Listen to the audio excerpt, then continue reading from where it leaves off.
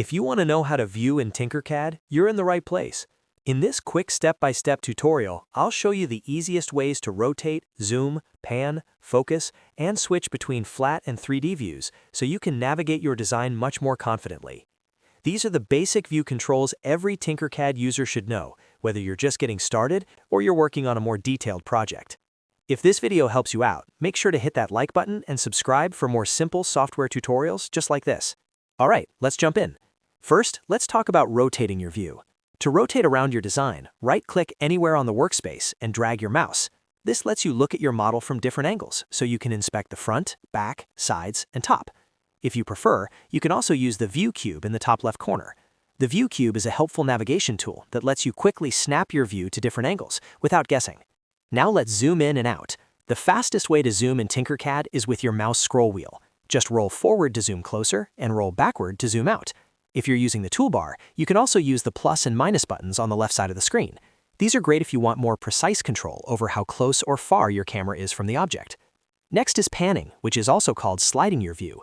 This is useful when you want to move the camera left, right, up, or down without rotating the model. To pan in Tinkercad, hold the Shift key and right-click drag, or click and drag your scroll wheel if your mouse supports that. This makes it much easier to reposition the view when your design moves off-center. Another very useful shortcut is the focus command.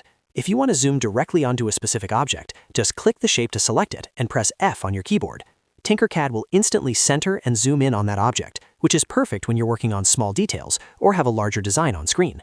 If you ever get lost while moving around your workspace, don't worry, you can always return to the default perspective by clicking the house icon.